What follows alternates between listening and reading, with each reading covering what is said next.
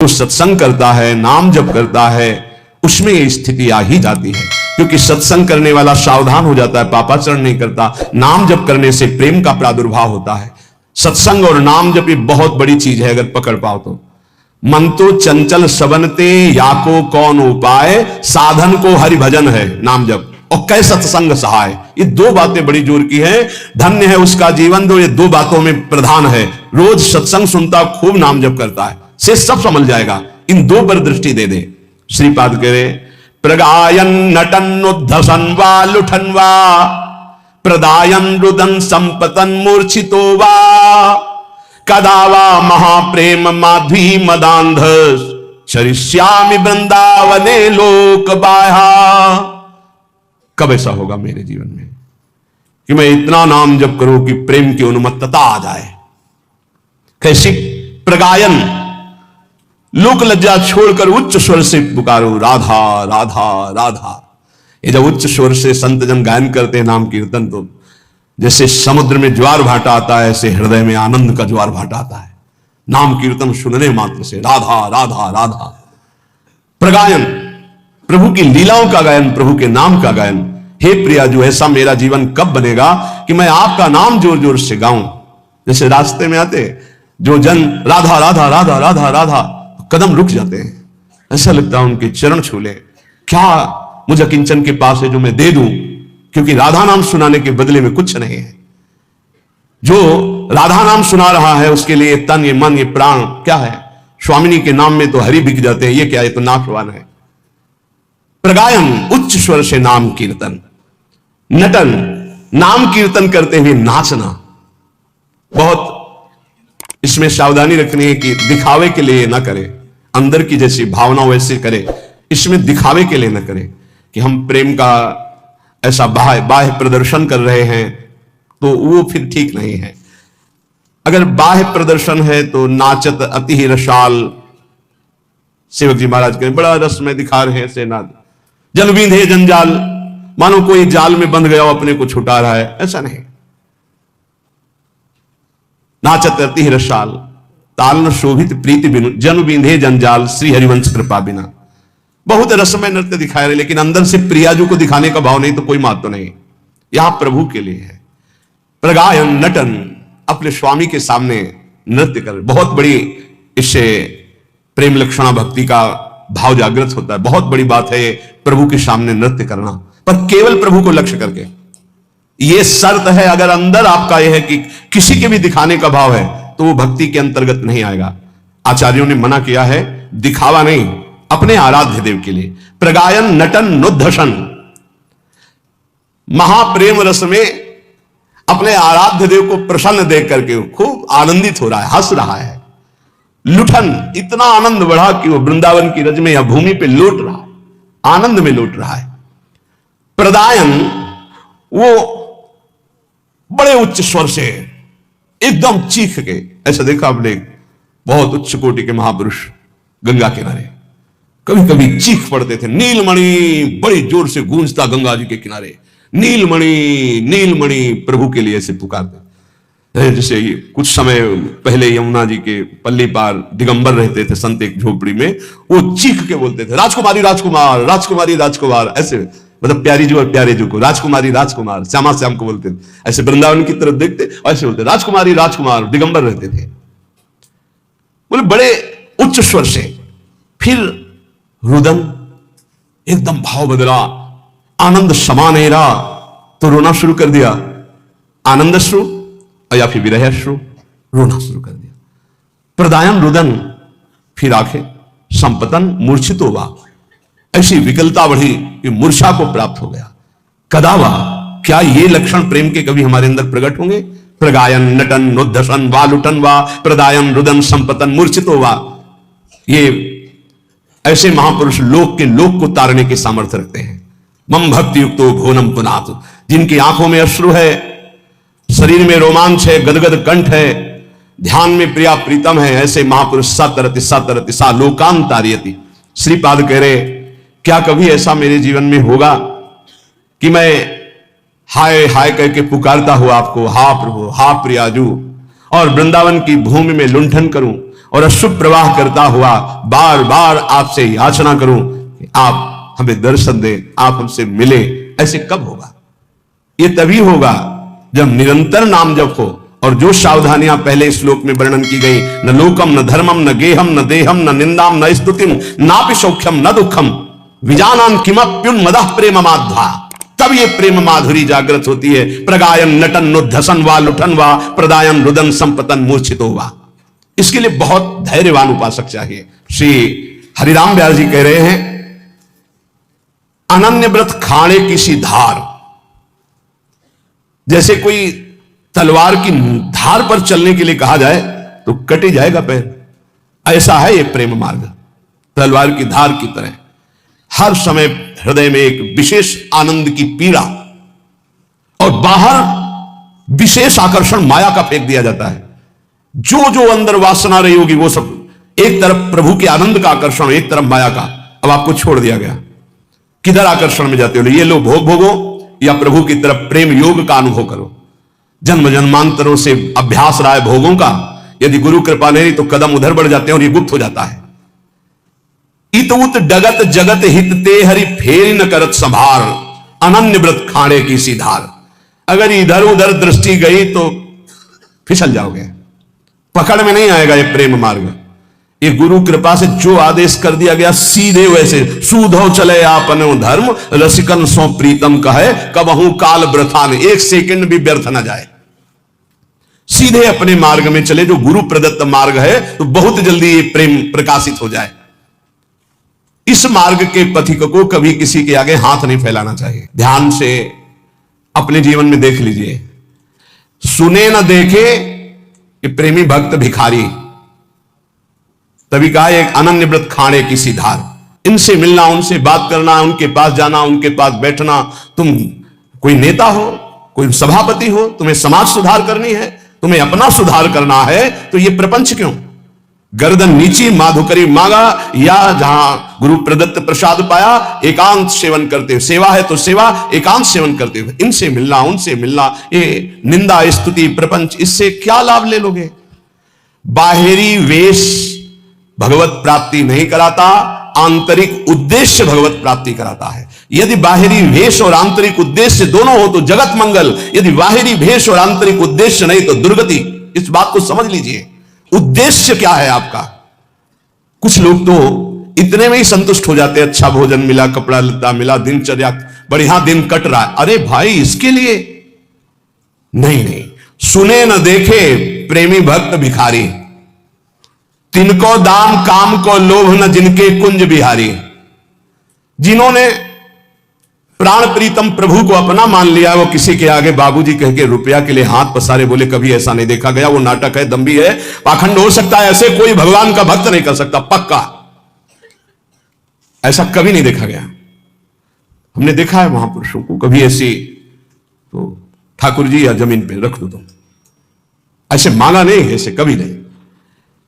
तिनके दाम काम को लोभ न जिनके कुंज बिहारी। तुम्हें भगवान का भरोसा नहीं तो कैसे भक्त? कैसे भगवान का भरोसा नहीं तो भक्त कैसे? सब आश्चर्यमय कार्य उसके होते हैं जो भगवान का भरोसा रखता है, दृढ़ भरोसा। किसी से यदि हाथ पसार दिया तो कलंक लग जाएगा भगवान की शरणागति में।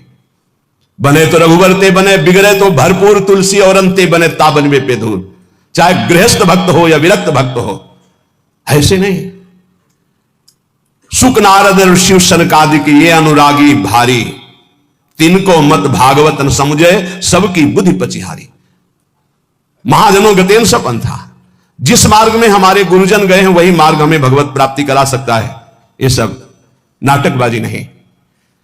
सुखदेव जी महाराज, नारद जी महाराज, भगवान शंकर जी, सनकादि, ये सब ज्ञानी परम प्रेममय महाभागवत जन है, भगवत स्वरूप है, ईश्वर कोटि के।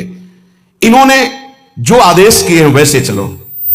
जैसे भक्ति का बड़ा सुंदर वर्णन नारद जी ने अपने सूत्रों में किया, जिनकी चर्चा आप सुन चुके हैं। श्रीमद् भागवत के सिद्धांत में कहीं भी ऐसा नहीं है। केवल अगर आचार्यों के द्वारा मांगने का शब्द है तो माधुकरी मांगने का शब्द है, वो पूर्व से हर संप्रदाय में चलती रही। आदि गुरु भगवान शंकराचार्य संन्यास मार्ग में भी उन्होंने कहा है, क्षुद्ध व्याधि चिकित्सताम भिक्षान्नौषधम। आदेश किया, क्षुधा रूपी व्याधि की चिकित्सा वैरागी करे भिक्षा अन्न से। अर्थ मांगने की, तिनको दाम काम को लोभना जिनके कुंज बिहारी। इस मार्ग में चलने वाले के लिए रसना इंद्री दो बैरिन जिनकी अनियारी। इस मार्ग के उपासक को काट के गिरा देती हैं दो इंद्रियां, एक जनेन्द्री और एक रसेंद्री, काट के गिरा देती। अनियारी अनियारी, इनकी बहुत तीखी धार काट के गिरा देती, परमार्थ में चलने नहीं देती। रसेंद्री और जनेन्द्री, उपासक इस पर ध्यान दे। रसेंद्री का सुधार करे तो जनेन्द्री का सुधार अपने आप हो जाएगा। जिसकी रसेंद्री पर विजय नहीं, वो जनेन्द्री पर विजय प्राप्त नहीं कर सकता। रसना इंद्री दो बैरिन जिनकी अनियारी, करी आहार विहार परस्पर बैर करत व्यभिचारी, सुने न देखे प्रेमी भक्त भिखारी। ये आचार्य बोल रहे हैं, महापुरुष जन है, कह रहे हैं खूब अच्छा अच्छा आहार करते हैं, व्यभिचार करते हैं और अपने को महाभागवत मानते हैं। ये परमार्थ का पथ नहीं है, नाटक का मार्ग नहीं है। ऐसा क्यों करते हैं ये? बोले इनके जीवन में भजन नहीं है, इसलिए। वेश बनाने मात्र से भगवान की प्रियता नहीं होती, भजन करने से भगवान की प्रियता होती। भगवान की प्रियता होने पर ही विषय विषवत लगते हैं, अन्यथा नहीं। तो कह रहे हैं विषयन की प्रतीत न हरि को रीत कहत बाजारी। ये बाजारी लोग हैं। बाजारी लोग जैसे बाजार में नाटक दिखाकर दूसरों को लुभाकर अर्थ आदि को ग्रहण करना, ऐसे ही अपनी भक्ति को बाजारी बना रहे हैं, जो रसेंद्री और जनेन्द्री का सेवन कर रहे हैं। कर आहार विहार परस्पर ये वैर करत व्यभिचारी, विषयन की प्रतीत न हरि को। इनको हरि का विश्वास नहीं है, रुपया का विश्वास है, बैंक बैलेंस का विश्वास है, अपने परिचय का विश्वास है, फोन नंबरों का विश्वास है। ये रीति करत बाजारी रीति कर रहे हैं। व्यास आस सागर में बूढ़े सोवे भक्ति विसारी। वही भोगों की आशा रूपी समुद्र में डूब गए, दुर्गति को प्राप्त हो गए, जिन्होंने भगवान की विमल भक्ति का मार्ग छोड़ दिया है। कैसे छूट जाता है? जब आचार्यों की, गुरुजनों की आज्ञा के विरुद्ध आचरण करते हैं। ए भाई, गलती सबसे होती है, हो गई जो गलती हुई, चाहे गृहस्थ हो चाहे विरक्त हो, किसी से एक बार कमर कसो, निकल चलो इस दलदल से। अब लो नशानी, अब ना नशो, भगवान कृपा करेंगे, माफ कर देंगे। बड़े बड़ों से भूल हो जाती, घबराओ मत, आगे बढ़ो, हरि का आश्रय ले लो और शुद्ध विमल भक्ति के मार्ग में चलो। जो आप सुन रहे हैं इसका मनन करो, जीवन में उतारने की चेष्टा करो। भगवान की भक्ति से बढ़कर कोई मार्ग नहीं है। इसलिए कह रहे हैं कि गुरु कृपा से थोड़ा बहुत जो कुछ पता चला है बचपन से लेकर अभी तक, अष्टांग योग का भी, सांख्य योग का भी, जिसे ज्ञान योग कहते हैं, और कर्म योग का भी, और भक्ति योग का भी। पूज्यपाद श्री उड़िया बाबा जी महाराज से यह प्रश्न हुआ कि बाबा, ये जो ब्रह्म ज्ञान है और ये भगवान की जो प्रेम लक्षणा भक्ति है, इसमें श्रेष्ठता किसकी है? तो आप अच्छे से समझ लीजिए, दोनों का कार्य है संसार का चिंतन छोड़ा देना। एक में है भगवान का चिंतन करना और एक में है चिंतन शून्य हो जाना। चिंतन शून्य होकर लय हो गया मोक्ष पदवी, और चिंतन में तन्मय हो गया प्रेम पदवी। बाबा ने कहा, एक बार नैमिषारण्य में ऋषियों ने मिलकर विचार किया कि ज्ञान बड़ा है या भगवत प्रेम बड़ा है। तो ज्ञानमेव तुलिंतंच तुलायाम प्रेम नैव तुलिंतंच तुलायाम, दानमेव तुलिंतंच तुलायाम कृष्ण नाम तुलितम न तुलायाम। जो निरंतर नाम जप करते हैं उनको जो प्रेम प्राप्त होता है वो कभी तौल में नहीं आया आज तक। ज्ञान तौल में आ गया, दान तौल में आ गया, अर्थात ज्ञान का फल समझ में आ गया, दान का फल समझ में आ गया, लेकिन नाम जप का जो फल है वो तुलने में ही नहीं आया। इसलिए सबसे श्रेष्ठ ब्रह्म ऋषियों ने ही निश्चय किया नैमिषारण्य में 88,000 ऋषियों की सभा में कि जो निरंतर नाम जप करते हुए भगवान के प्रेम में मगन है, उनसे बढ़कर कोई नहीं है। प्रेमी को ब्रह्मबोध तो स्वयं हो जाता है, उसको अलग से ज्ञान प्राप्त करने की जरूरत नहीं होती। विधि निषेध श्रुति वेद की, मेड़ देत सब मेट, नारायण जाके ही लागत प्रेम चपेट, नेम धर्म धीरज समुझी सोच विचार अनेक, नारायण प्रेमी निकट इनमें रहे नएक, जिनको प्रभु के चरणारविंद की प्रेम लक्षणा भक्ति में प्रवेश मिल गया, वो वेद से ऊपर उठ गया। वो वेद प्रतिपादित विधि निषेध के ऊपर हैं। विधि निषेध नहीं, दास अनन्य उत्कट व्रतधारी, नेम धर्म धीरज समुझ सोच विचार सब के ऊपर प्रेम हावी हो जाता है। प्रेम ही प्रेम। तो सबसे बड़े वही हैं जिन्होंने अपने चित्त को भगवान में समर्पित करके प्रेम में डूब गए। श्री सुखदेव जी परम ब्रह्मज्ञानी महापुरुष परमहंस। लेकिन जब श्री कृष्ण रूप माधुरी सुनी तो फिर प्रेम का ऐसा आवेश जागृत हुआ। 18,000 श्लोक कंठस्थ करके हर समय गुनगुनाते रहते हैं। सत्य श्री कृष्ण चरणाम भोजम सत्य में विजानताम। जो ये जान गया कि श्री कृष्ण चरणों की आराधना में परम सत्य प्रेम का कैसा जागरण होता है, वो फिर इधर उधर और मति न लगा के निरंतर नाम जप करते हुए प्रभु की प्रेम लक्षणा भक्ति प्राप्त करने की याचना करता है। प्रेम प्राप्ति जीवन का परम लक्ष्य, परम लाभ, इससे बढ़कर कोई लाभ नहीं। इसलिए जो विषयी होते हैं, अश्रद्धालु होते हैं, अभक्त होते हैं, वे परिचय ही नहीं जानते कि भगवत प्रेम किसे कहते हैं। जैसे कुछ जो अभी पूर्ण ज्ञान को प्राप्त नहीं हुए हैं, उनको लगता है ये भक्ति ज्ञान प्राप्ति का साधन है, इसमें अविद्या है भेद का, मैं सेवक और स्वामी। उनको लगता है कि अभेद ज्ञान को है नहीं। पर कितने अभेद ज्ञान को प्राप्त हुए महापुरुषों के चित्त पे बलात् भगवान के रूप का ऐसा प्रभाव पड़ा है कि वो अपने आप के ज्ञान सिद्धि को भी कहते हैं कि मैं स्वराज सिंहासन सिद्ध बोध संपन्न महापुरुष हूं। फिर भी श्री कृष्ण की रूप माधुरी ने बलात् मुझको दास बना लिया। इसलिए कृष्णात् परम तत्व किमपि महम न जाने। श्री कृष्ण से भी कोई परम तत्व बढ़कर है मैं नहीं जानता। प्रेम। उद्धव जी को कुछ ऐसा ही था कि गोपीजनों के पास जाऊंगा, ज्ञान का उपदेश करूंगा और वो समझ जाएंगे कि श्री कृष्ण का भक्त कितना ज्ञानी होता है। जब यहां आए तो धूल धूसरित हो गए। वृंदावन की रज ने ही उनको वैसा अनुभव करा दिया कि वो अपने ज्ञान को लघु मानने लगे और प्रेम पिपासा इतनी जागृत हुई कि गोपियों की चरण धूल उड़कर हम पर पड़े, इसलिए हमें यहां कोई तृण घास, कोई गुलमलता औषधि बना दी जाए ब्रज की। प्रेम के आगे तो कुछ। आप प्रेम देश में बैठे हैं, वृंदावन प्रेम देश है। ये जो कुतार्किक होते हैं, इनको कभी भी प्रेम की प्राप्ति नहीं होती। तर्क वितर्क, ऐसा क्यों, ऐसा क्यों, ऐसा क्यों। जो एकमात्र सरल भाव से किसी महापुरुष का आश्रय ले लिया और अपने मनुष्य जीवन को सार्थक करने के लिए जो उन्होंने उपदेश किया चल दिया, वो उन्नति पर उन्नति करता हुआ प्रेम को प्राप्त हो जाता है। सीधा साधा मार्ग है ये। श्री प्रियालाल में जो प्रेम मार्ग में चलने का है, वो ज्यादा तर्क वितर्क का नहीं, अपने जीवन को किसी महापुरुष के हाथ में दे दिया। अब आप आज्ञा कीजिए हम कैसे चले। वो आज्ञा किए, चल दिए, वो पहुंच गए। ज्यादा तर्क वितर्क की जरूरत नहीं पड़ी। प्रेम इतना समर्थ है कि काम क्रोध लोभ मोह ईर्ष्या मत्सर इन सब का नाश कर देता प्रकट होते ही।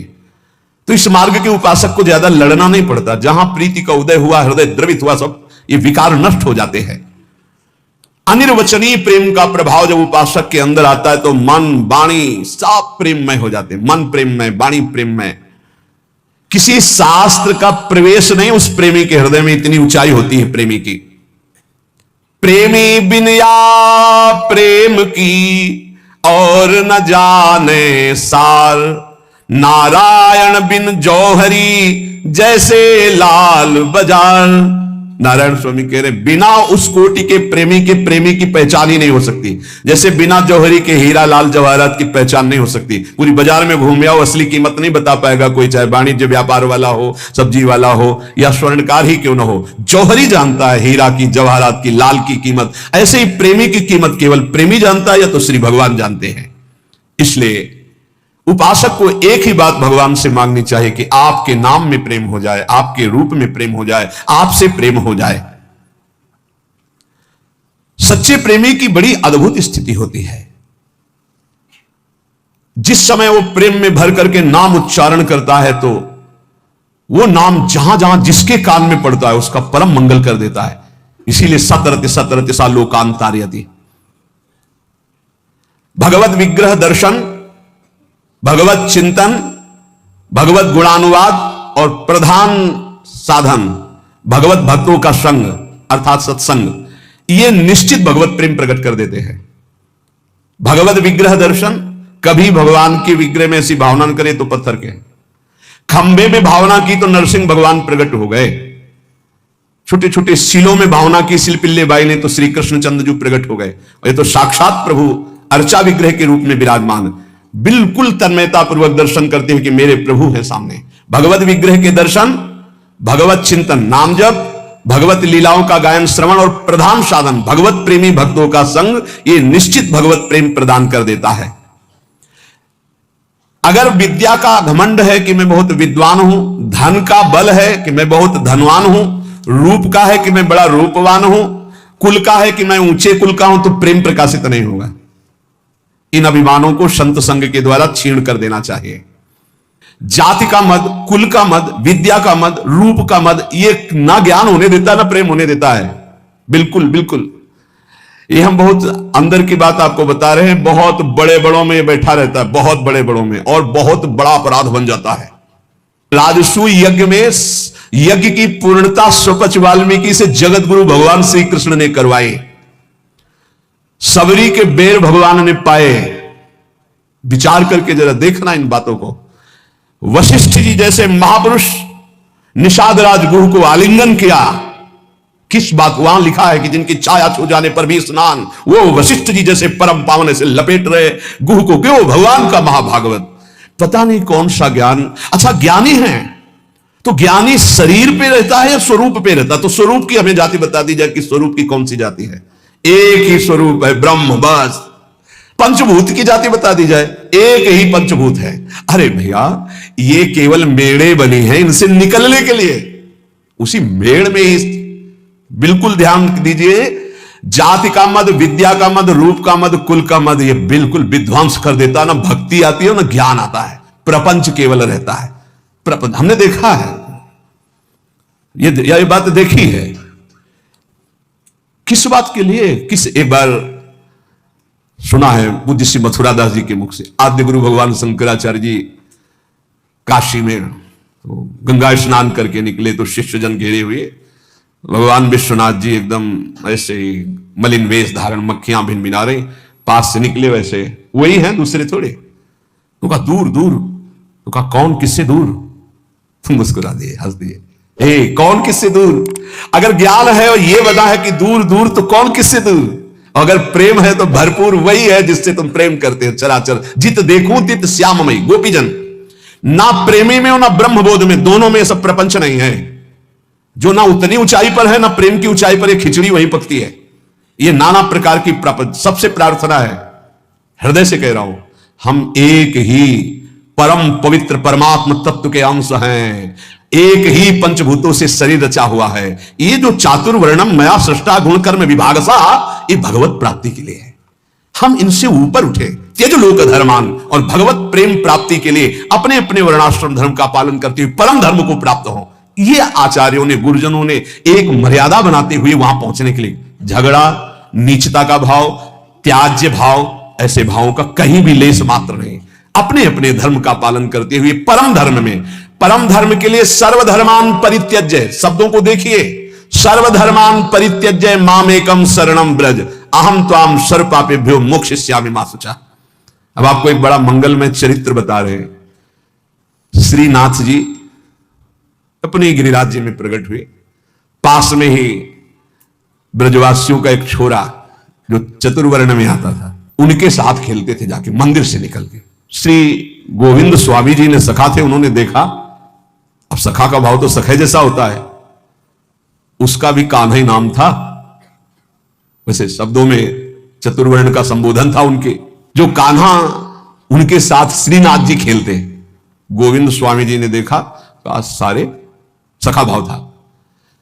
गुरु जी आचार्य जी जो है 3-3 बार नहा के और पवित्र होके और सब कपड़ा कोई छुएगा नहीं, हटो हटो, फिर तुम्हारी सेवा में जाते हैं, और यहां तुम इसके साथ खेल रहे हो। तो श्रीनाथ जी ने कहा देखो, हमसे बहुत प्यार करता है, और हमसे जो प्यार करता है हम उससे प्यार करते हैं, हम इसके साथ खेलते हैं। तो उन्होंने कहा अच्छा सुनो, एक बात करो, ये जो कुंड है ना गोविंद कुंड, इसमें आचमन कर लो तुम। तो हम श्रीनाथ जी से कहा कि हम शिकायत नहीं करेंगे, नहीं हम आचार्य चरण से शिकायत कर देंगे। ये स्वप्न नहीं है, ये खेल है जागृत का।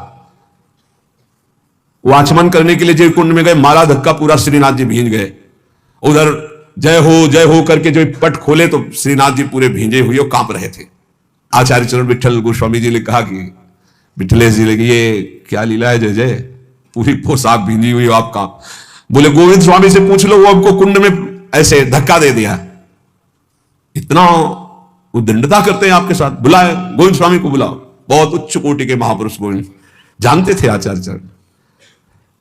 आए गोस्वामी विठल जी, प्रणाम किया विठल नाथ जी को, जय जय। बड़ी उद्दंडता करते हो, तुमने श्रीनाथ जी को कुंड में ढकेला। हां ढकेला, क्यों, किसके साथ खेल रहा था? बोलो, श्रीनाथ जी से कहा बोलो ना किसके साथ खेल रहे थे? तो श्रीनाथ जी चुप। बोले जय जय, ये अमुक वर्ण के लड़के के साथ खेल रहा था। तो कहा जय जय, तो उनका देखो आप रोकना मत, जो हमसे प्रेम करते हैं हम उनको अपना मानते हैं, जो हमारे हैं उनमें ये सब। तो ये अच्छे से आप समझ लीजिए, हमारे प्रभु केवल अपनापन देखते हैं, अपनापन। ये सब मायाकृत रचना है, ये सत्य नहीं है। सत्य है हम भगवान के हैं, ये बात सत्य है। हम भगवान के अंश है, ये सत्य है। ये सत्य नहीं है शरीर जहां पैदा हुआ है, जहां बढ़ा है, जहां पला है, वो इसी भूमि में गाड़ दिया जाएगा, इसी में राख बन जाएगा, ये सत्य नहीं है। हमारा जो स्वरूप है वो अविनाशी, परम पवित्र, त्रिकाल में कभी अपवित्र होने वाला नहीं, वो सच्चिदानंद में परम सत्य है। इस बात को अच्छे से समझा जाए, हम सब भगवत प्राप्ति कर सकते हैं। जैसे जैसे महान भागवत हुए वही अंश आपके अंदर है, केवल आप विषयों के चिंतन में, विषयों में, खेलों में अपने जीवन को नष्ट कर रहे हैं। इसलिए आप कह रहे हैं कि मैं बहुत ऐसा। अगर आप अभी चिंतन करने लगे, भगवत स्वरूप में आए, तो आप प्रभु के जन हैं, आप प्रभु के स्वरूप हैं, आप प्रभु में हैं। ये जानने की बिल्कुल, ये जो बाहरी बातें इनको लेकर के बड़ा चुभता है जब किसी बड़े के मुखों से सुनते हैं।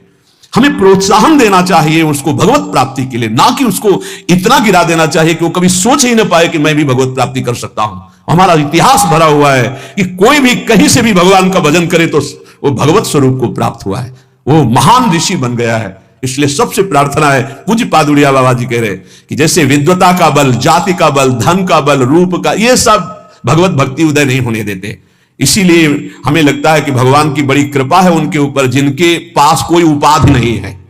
ये उपाधि बड़ी उपद्रव पैदा कर देती है, पदवियां बड़ी उपद्रव पैदा कर देती है। यदि समर्थ ना हुआ तो गुरु प्रतापी ही इस पदवियों को सह सकता नहीं। दक्ष ने देखो ना, प्रजापति बन गए तो भगवान शंकर को कैसे कटु वचन बोल रहे थे।